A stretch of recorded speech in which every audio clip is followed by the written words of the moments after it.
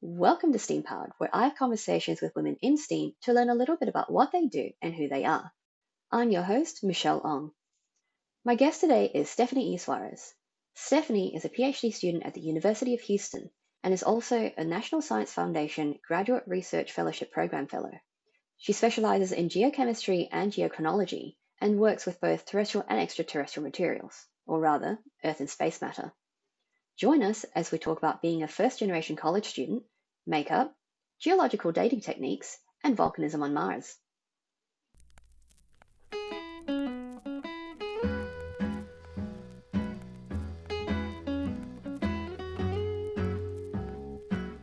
Hello, Stephanie. Thank you for joining me today. So your specialization is in geochemistry and geochronology. So for those who aren't familiar with the area, how would you explain what that involves? I'll just explain what geochronology is, because geochemistry, that's way too broad. So geochronology is a sort of specialty inside geochemistry. It's sort of the science of finding out how old are materials. And the materials I work with are minerals. So these minerals, they're composed of different elements. And sometimes, elements like uranium sneak in. If we think of an atom, like atoms have sizes and they have charges. And if uranium is like the same size and charge, it can just sneak into that mineral. And by measuring uranium and lead, which it decays to, I can then sort of backtrack or back calculate an age. So I've done that with these little minerals called zircons. And you can use other minerals like I do with the Martian meteorites. I use all kinds of minerals. And there's different chronometers. Basically, whatever the mineral gives us, we work with. So with zircons, you would use uranium lead because uranium loves to sneak into zircons. Or with the Martian meteorites, different elements on the periodic table. So rubidium, lutetium, samarium. So my job is to sit at a mass spectrometer and measure them. So that's pretty neat. That's awesome. So you mentioned that by finding out the accuracy of the dates of these things, it helps answer a lot of big questions. What sort of questions would this sort of information help to inform? So with my projects, the first sort of questions we had were how old are the first ever animals or arthropods to ever appear in the fossil record? Because they, by knowing how old they are, they give us clues to evolution. When in our life's history did they appear exactly? And once they appeared, how long did it take from it coming on land to breathing on land and things like that. That's very neat. Yeah. And with my other project, the sort of questions we're wanting to know is, when did volcanoes erupt on Mars? So, there's volcanoes on Mars, they erupt, and I can basically put an age on that and, sort of not only time when does it happen, but what is the duration it's happening? Like, is it just two little eruptions, or is it like 5 eruptions happening over a longer span of time? Just sort of durations. That's brilliant. So what kind of level of accuracy are you able to get when you're actually timing the duration or the intervals between eruptions? So it depends on what machine you're using. I use it's called an MC-ICP-MS, and that stands for multi-collector inductively coupled plasma mass spectrometer. And typically the accuracy is about 10%, maybe 10 to 5%. But with something sort of more that takes another mass spectrometer that we have is called a TIMS. It's called thermal ion mass spectrometer. And those can get way more accurate dates. I'm not sure of the percentage, but it analyzes a sample longer. It's usually more expensive. And sometimes you need that accuracy. Like with my first project, I sort of need that accuracy because we're timing things that were living in a sort of a lifespan of like a person. So the error bar needs to be as close Pretty as small. possible. So it just depends on your project and sometimes your budget. Like we have to pay for these things. So Yeah. yeah. That's very neat. So you're able to get it down to what, decades? Is that kind of the level of detail? Usually plus or minus, like, I mean, the most accurate I've ever, like, 0.8 MA, so about 800,000 years. So, like, Wow. but geologists' time and people's time are way It's all different. relative.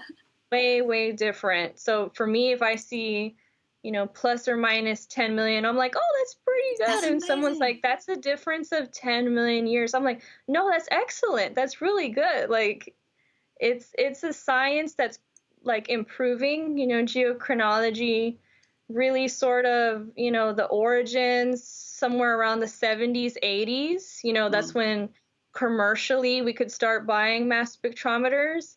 And again, there are some people that sort of study the science of getting it more and more accurate. I'm not on that side, but it's pretty interesting. And people push the technology up and beyond what it's capable of. So, yeah. That's awesome. Well, when we're looking at, say, the millipede that Chris Hadfield tweeted about, 425 million years, 10 million either way, that's still pretty accurate when you're looking at the general range of the period. Yeah. Yeah. So that was pretty cool getting tweeted by Chris Hadfield, though. That would have made my week. Yeah, I have seen him like sort of in TED Talks, and I didn't know how, like, I knew he was famous, but I didn't know how famous until my friend who's from Canada was like, he should be printed on money. That's how famous he is. Like, oh, okay. He's like, he's commander of the ISS, the commander. And I was like, oh yeah, it was very surreal because I was just, outside with my dogs on the porch, and it's just like, oh wow, okay, like didn't expect that. That's pretty awesome. Cool. So what interested you to get into geology and geochemistry? So I wanted to be a geologist ever since I was in 8th grade. I'm from Houston, Texas, and all the major oil companies are centered here. And I live actually next to the refineries, where they, once they get it out of the ground, they turn it into products. So I always knew, this field equals job. And I come from a very low income area. And, I wanted a job I enjoyed, but also they kind of strive for get a job so you never have to worry about money. And usually, they would try to suggest engineering, but I was not good at math. You still have to be good at math to be a geologist, but I wasn't really hardcore into calculations and stuff. So I was in a magnet program in high school that was centered around the oil industry. And, I went into college thinking, oh, I'm going to be, I'm going to look for oil. So geologists in the oil industry, it kind of starts with them and the geophysicists. They have to go and find it underneath, hundreds of thousands of meters down. Well, actually, I don't know if that's the real range, but basically huge amounts of space, below your feet. And the sort of classes for it, I wasn't really interested. But then I got to mineralogy, which is kind of a big skill to have in geochemistry because you have to, basically you're studying how do minerals form and their chemical makeup and stuff and their properties. And when I got to college, chemistry was the class that I failed. That was the first class that I dropped. I mean, I probably was going to get a D or something in it. So, that really just crushed my confidence. And I retook it, I think, twice.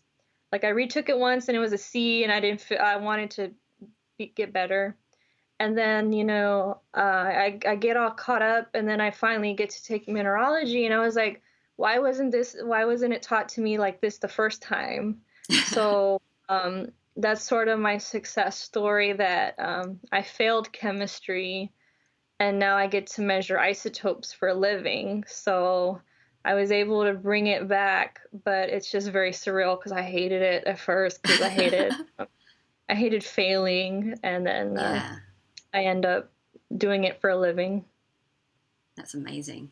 So with the mineralogy, like, how did that how does that connect back to chemistry for you? So that's where I met my first advisor. She was my mineralogy professor, and I told her I want a project, and she studies mountain belts. She's like a structural and geochronologist. I don't study structural. I think very small scale. She thinks very big scale and small scale. And she's like, I got these ashes, from a collaborator, Dr. Brookfield. And she's like, if you can make it work, the project's yours. And it was a really difficult task because she wasn't familiar with this kinds of rocks. She studies rocks like granite, or like harder cohesive rocks, and these were just ashes. Yeah. Like, you would get it wet, and it's like like clay. It's Play-Doh, basically. And I sort of engineered a way to separate it. There's a whole sort of process when you get a rock to, like I said, these mineral zircons, usually they're about the size of the tip of your hair, very small. And doing those kinds of techniques we already have, there's nothing came out, or like I said, it would get wet and it would just ball up. So I had to look up a paper. Someone had made like a very expensive apparatus. And I said, well, I can do that with a sonicator, peroxide, and a Ziploc tub thing. And I did it, and it worked. And my advisor was like, whoa, okay. Like, who else was going to take the time to do that and figure that out? Okay.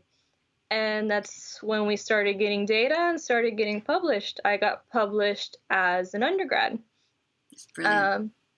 Yeah, so mineralogy, I think about it, and had I not failed chemistry, I would have had to, I would have taken mineralogy earlier, and I wouldn't have met my first advisor, Dr. Catlos. So I'm like, everything happened for a reason. So It did. that gave me peace. I used to be stressed out about not, graduating on time, but I was like, well, if I hadn't have failed, I wouldn't have, got retweeted by Chris Hadfield, because that's where, I did like several projects under her. It's basically like I did these sorts of, I did the mineral separation, 2017, 2016.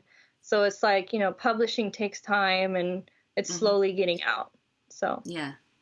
Things always happen for a reason, and you never know what that reason is until you actually find, the next stage in your path. And it's just really great to know that, you've been able to push through for that, especially with some of the personal issues that you said that you had getting to be a first generation college student.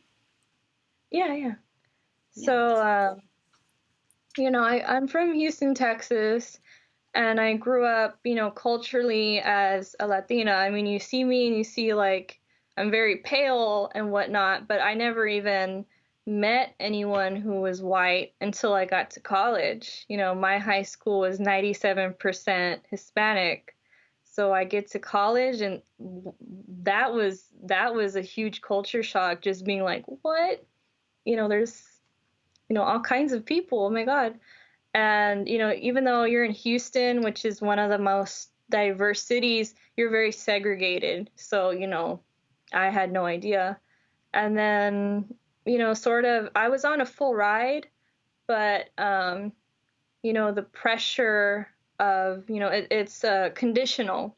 Like if you make a bad grade, oh no, there goes your future. And So that sort of anxiety I had. That's a lot of The pressure to rigor, have. Yeah.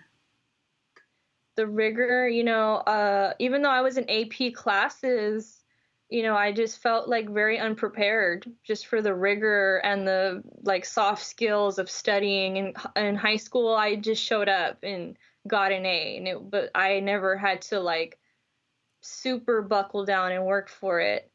And then I had mental health issues. I didn't have access to a doctor. I never really had insurance, so in college, there's all these services they have, and I was finally, diagnosed with depression, and so it was just a bad tornado of things. I had to take a semester off, in order to sort of like, just deal with that, and yeah, and I pushed through, and to get published as an undergrad, that's pretty impressive. It And is exceptional.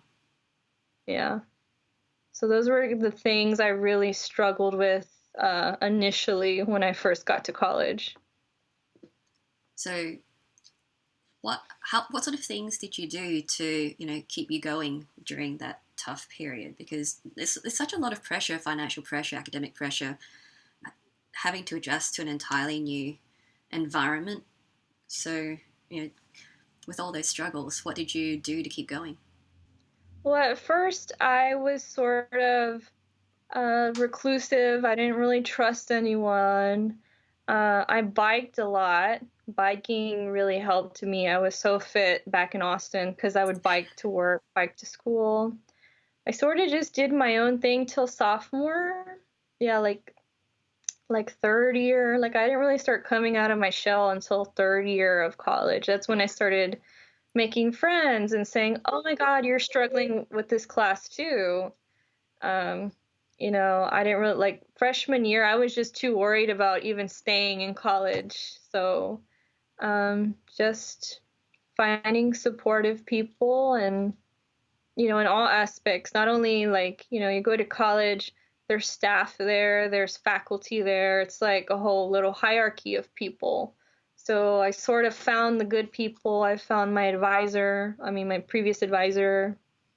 So those were ways I coped with it. I just surround myself with good people. I guess that's the answer. It's fantastic. So did they have a lot of support for, like, surely like there'll be other people in similar situations? Did your college have any support systems relating to that, or did you have to go and find the mentoring and the support yourself? Well, again, with my background, I feel like they're unprepared or they don't really know what, what to do or how to handle it. I was part of a outreach program. They had a diversity program. Geology is one of the least diverse sciences. They had a diversity program named GeoForce, and they found me in what's it called, in high school, and they take you to like national parks every other summer, and they have their office, like they're based in Austin. So a big part of going to Austin and going to UT Austin was the fact that I was like, okay, they're there. They get that I'm first generation. They know that these are ways that students fall through the cracks. So the previous director, Dr. Snow, I think she works for USGS now.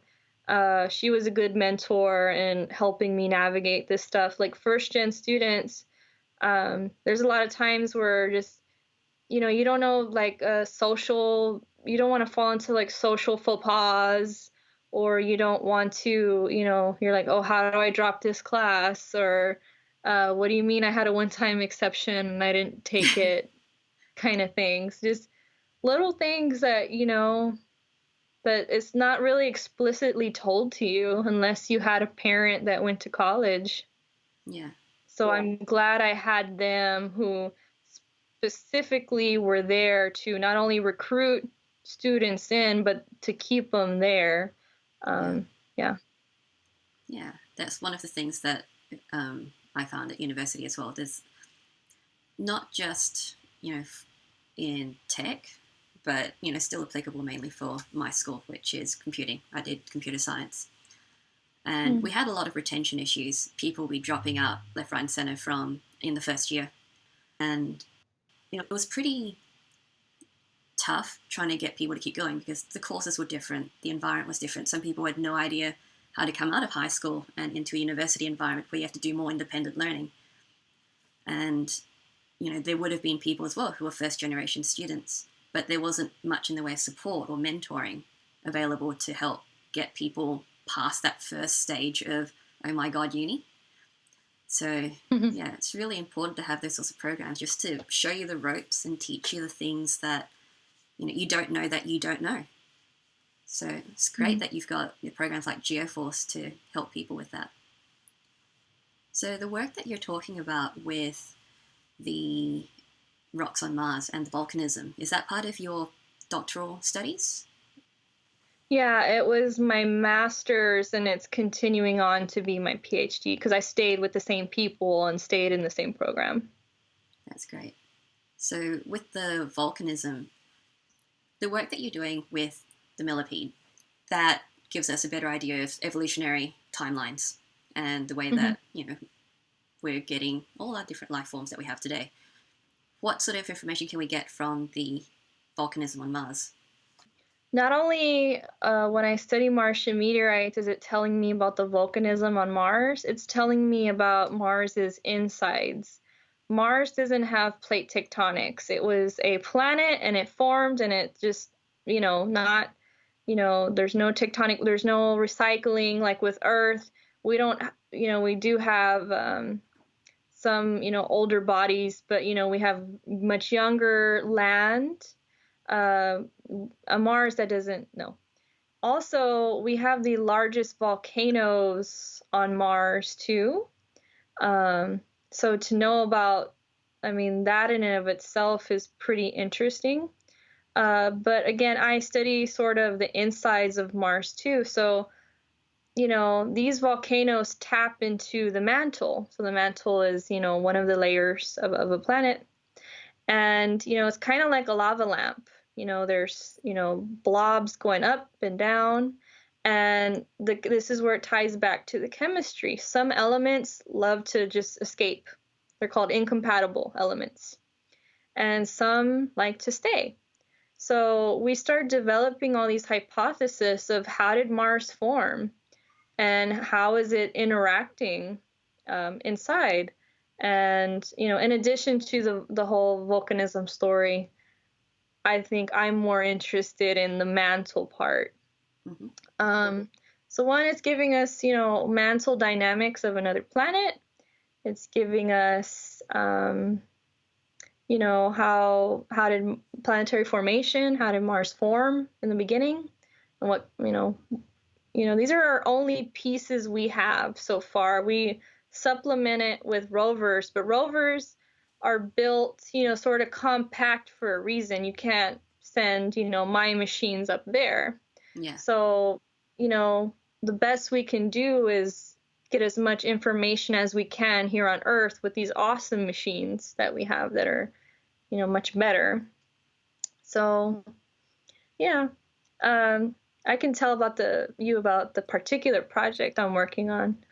My PhD project is studying 5 Martian meteorites that are part of approximately 15 others that we hypothesize to come from the same crater. And how we're doing that is, one, they're the same type of meteorites. They're called olivine ferric shergottites. They're sort of like basalts from Hawaii with a lot of olivines in them. Also, in addition of me, when I time something, that's called its crystallization age. When did it, sort of erupt from a magma and when did it cool down? There's something called an ejection age. An ejection age is when did it fly off of Mars' surface? So these 15 meteorites, approximately 15 meteorites, have the same ejection age, and they have, the ones we've dated so far, the oldest is 2 billion, and the youngest is around, I want to say, like 400 million. So, like I said, these volcanoes aren't moving around, they're stationary. So, we're taking that to be that these were like individual layers that, is sort of recording this volcano that was active for approximately 2 billion years. My role is that not all of these are dated yet. So I'm going to date about 5 of them. In addition to that, I'll do a new skill called petrology, which is really studying the minerals in extreme detail that you wouldn't believe if I told you.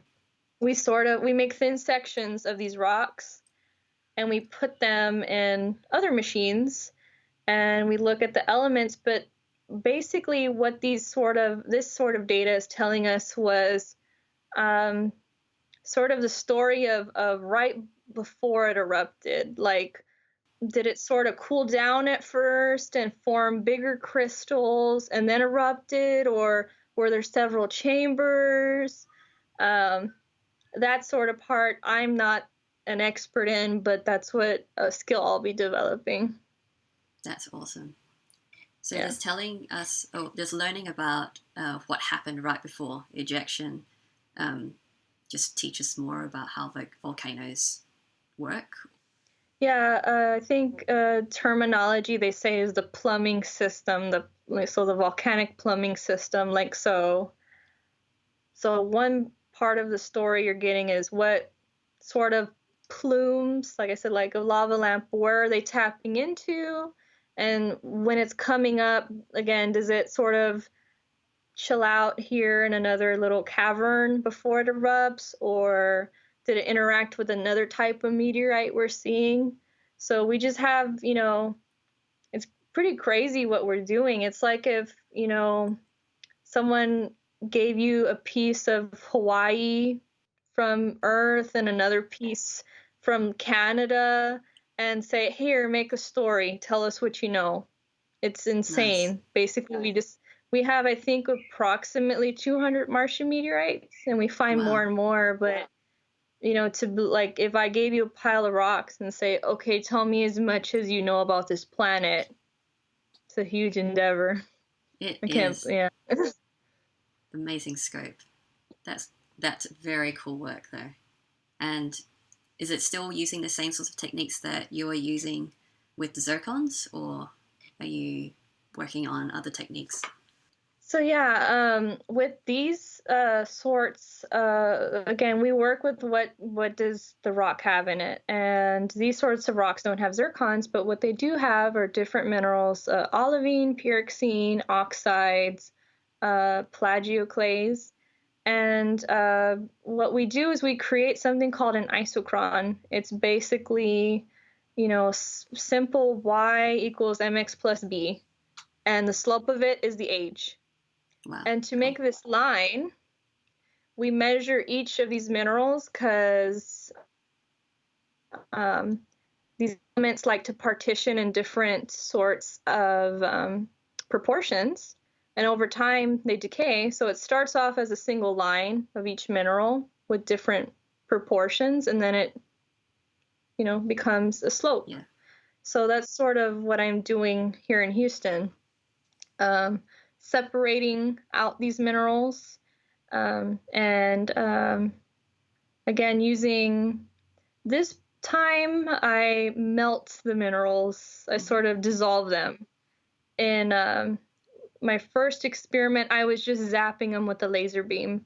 In this case, I am dissolving them completely, taking a rock and turning it into a liquid with no particulates in it at all.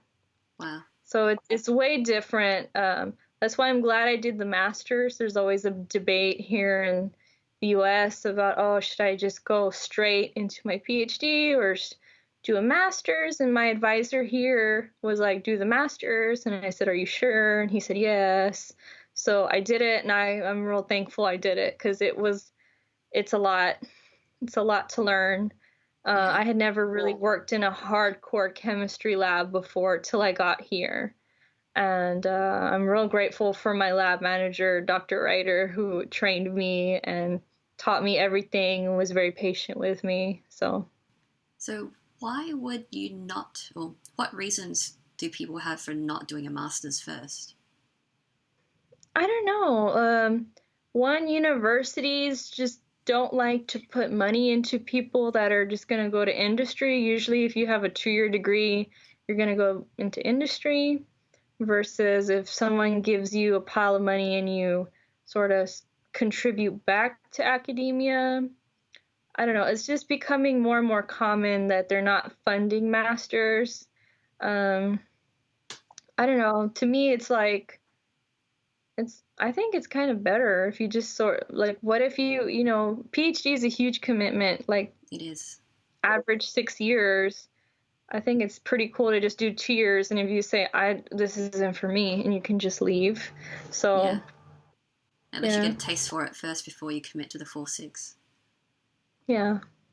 Yeah, that's cool. That's interesting. I didn't realize that was a thing. But Yeah. Politics. Might start heading on to some of the other extra questions.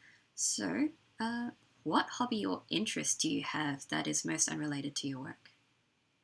Well, I don't want to like make stereotypes or anything like that, but I think makeup is far removed from geology. But then again, it's not. Once you start studying something and you see it everywhere. I really like cosmetics. I really like watching YouTube makeup tutorials. I like trying. I mean, it's the same thing rehashed, but I love it. Um, so again, like being sort of a mineralogist, you read the ingredients and you're like, oh, this is crushed up talc and mica. A geologist had to find this. So, yeah, I was trying to think of that question. The one thing I can think of was, well, cosmetics, but then again, it's like, I don't want to make that stereotypes that scientists don't wear makeup, but I don't That's know. nice. Yeah, I suck at makeup. I came to it late, not very good at it. When I discovered that you could have winged eyeliner pen nibs, I was like, holy crap. But when I was looking stuff up, I found this blog called Lab Muffin, and she's a blogger in Sydney. I don't know if you've come across it. She's a Someone PhD chemist. suggested it. Yeah. Yeah, PhD chemist who breaks down what's in makeup and based on what's in it tells you whether the claims that they make for their wonderful technologies and what they do, whether it's legit. So that's pretty cool. With the tutorials, like, is it mainly about the eyes, like the contouring? What sort of things are you looking at? Well, it's mostly trying out new products, and honestly, the companies will pay the YouTubers to be like, oh, I love this, but they're getting sponsored under the table. So it's a different climate now, but mostly trying out new things or new looks, stuff like that. Cool. Does your background as a mineralogist affect the kind of products that you would buy or use? No. I think just wearing it, use of it, does it smudge during the day, kind of thing. But I don't think. Go into the nitty gritty It's the same ingredients. It's the same ingredients. Yep. Cool. Okay. And which childhood book holds the most memories for you? The first one that I can remember in middle school, I was trying to think of kindergarten. I couldn't remember anything past middle school. Was a biography on Princess Diana. Further on in life, what I really liked about her was she was really open with her depression, and I believe she had an eating disorder. And, when I first started talking about my struggles with mental health, a lot of people would message me privately and say, oh my God, thank you for being vocal. I have this too. And I grew up in a good environment where it wasn't stigmatized or anything. So I was surprised that it was 2012. I was surprised. So for her to be so open back in the 90s was like, whoa. And just be, there's nothing wrong with it. So that's why I've always been vocal too. So I really looked up to her in that regard. Yeah, She really was inspiring, like back then. I remember what a stir it caused with her talking so openly about all these issues. But Yeah. really paved the way for people being more open to talk about it. And lastly, what advice would you give someone who wants to do what you do, and what sort of advice should they ignore? My best advice is to find good advisors. My first advisor was Dr. Catlos at UT Austin, and my second advisor for master's and PhD was Dr. Lapin at University of Houston. And I think they've been so monumental to my success. I know a lot of people say, "Oh, don't credit your advisor that much. You did all the work." Yeah, but I mean, as a first generation student, I feel like I sort of depended on them a little bit more. I mean, not a lot, but there's just, college is one world and then academia is a whole nother monster, and they're going to be your guide and they're going to tell you, "Hey, I've done that, don't do that." And I'm still like sort of battling with my current advisor who says, "Don't do that," and I'll do it. And it's like, why'd you do that? So now I learned my lesson, and I listen. I really listen this time. So yeah, my advice for being in geochemistry or academia in general, no matter what you study, is find those good advisors. Advice I should ignore: anyone that tells you you can't, or is just being negative in any regard, or questioning your abilities. To me, I feel like I had that a lot of, "Oh, you're behind," and all this. But I was like, yeah, but I came from a lower position than you did, economically and socially.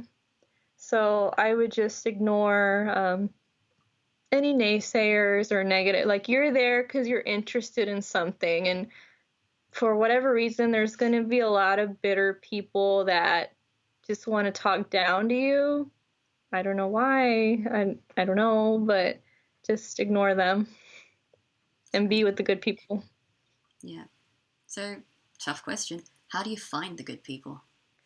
There's just, I don't know. Like, the first good person was because I took her course, and I had friends who worked for her. It's sort of word of mouth, honestly. That's what it is. Um, you'll get suggestions from people, or your reputation does precede you. This, my advisor now, what sort of, hit it off was, I was emailing lots of people, about grad school, and he was the first one to sort of be like, "Oh, hey, you should come and tour the lab." It was a welcoming sort of thing. So that to me was like, okay, this is different.